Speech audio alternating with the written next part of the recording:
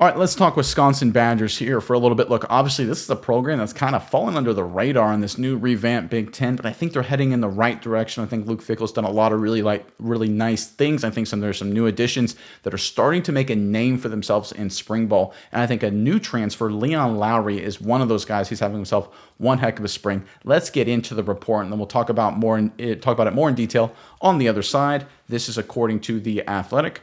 One of the most impressive new additions has been Lowry, a Syracuse transfer who has been a consistent presence in the backfield off the edge. He was particularly disruptive during practice Saturday. Lowry blasted into the backfield to blow up a play just as quarterback Tyler Van Dyke and a running back met at the mesh point. Lowry also made a tackle out in space after running back Shez Malusi caught a pass in the left flat. Both Lowry and William & Mary transfer John Pius figure to be major factors at outside linebacker. Those two, along with returners Peterson and Witt, have the potential to make the group more dynamic than a year ago. All right, obviously now the time in spring ball, we're seeing some of these new transfers step up. Excited to see what Lowry is doing, what he will do for Wisconsin going forward. Miles, I'm curious what your thoughts are on this, but first, Wisconsin fans in the comment section below, as we're working through spring and then, of course, heading into summer. Regular season is still a little ways away, but it's getting closer and closer. So in the comment section, give us the one matchup for the 2024 season you're looking forward to more than any other. There's a lot of great ones. Give us that one game, though, you absolutely can't wait for, and put it in the comment section below. But Miles, give me your thoughts on Lowry and just everything going on with this Wisconsin Badgers program right now. Yeah, Nick, Wisconsin has been going through a lot of change. Obviously, 2 years ago, they got the new head coach. They've got the new coordinators. They're trying to get things back on track to get even better than they were before Luke Fickell arrived.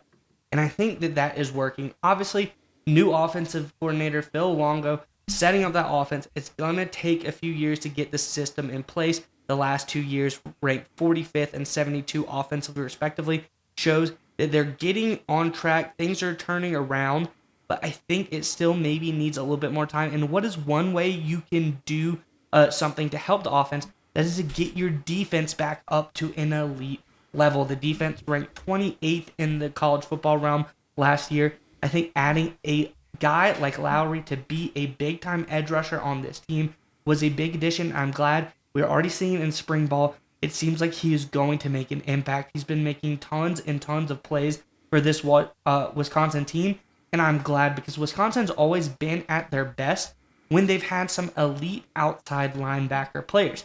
You look in the past, we all know Nick Herbig with the Steelers. You all know TJ Watt with the Steelers, Zach Bond with the Saints, and Ryan Conley with the Vikings. These are guys who've come through Wisconsin at the outside linebacker position and been really, really good.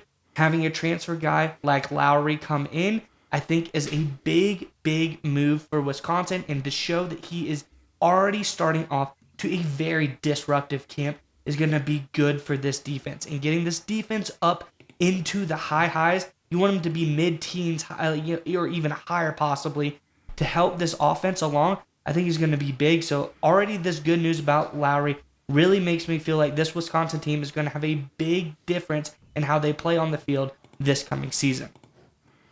And it's also important to understand stylistically the way Wisconsin has to change, right? Especially on defense. With Fickell's new offense and the strategy he wants to run, it's obviously diametrically opposite to what they did when they were running the old school power football stuff, ball control, field position, things like that. Your defense is going to be on the field a lot more in this new scheme. So, for example, in 2021, the Wisconsin Badgers defense on average was on the field 57 snaps a game. In 2023, that number is all the way up to 67, right? So that's a lot more snaps for the opposing offense, which puts a lot of stress on your defense. How you counteract that as a defense? You need playmakers. You need guys to create negative plays, sacks, turnovers, tackles for loss, things like that. And that's exactly what Lowry can do. He's a disruptive force, creating negative plays, ending drives, turnovers, sack fumbles, deflections that lead to interceptions. All of that kind of stuff is exactly what you need when you're having a spread offense be your backbone. And I think that important strategic shift for Wisconsin was one of the reasons, or continues to potentially be one of the reasons why they're not winning as many games as I'm sure Wisconsin fans would like. But the addition of a guy like Lowry and the retooling of this defense, I think, will allow that structure to shift. Because remember, when you're a spread offense, your goal is to kind of overwhelm people, not necessarily with points, but with just efficiency with the football down the field and just wear down the opposing defense horizontally and vertically.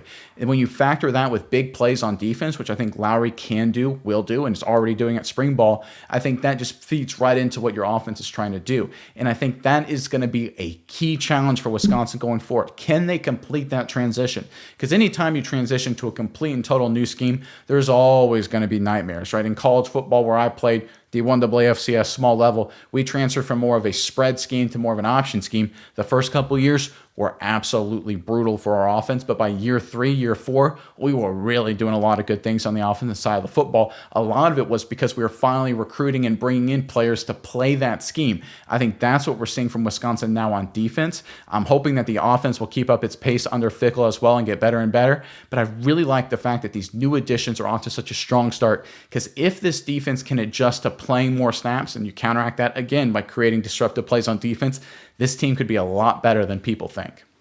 Yeah, Nate, and when you talk about Lowry, this is a guy that almost couldn't have been for Wisconsin, knowing that he came in strong, picking Wisconsin to transfer to, then he backed out for about 48 hours, and then finally he came back to this Wisconsin squad as well. So I think this is a great move showing he's all in, because there's another aspect as well as far as in the recruiting of Lowry. This is a guy who got 2 other offers from other schools, which much more NIL money involved in them. Wisconsin said, we can't match that. We don't really do that here. We're not paid for play.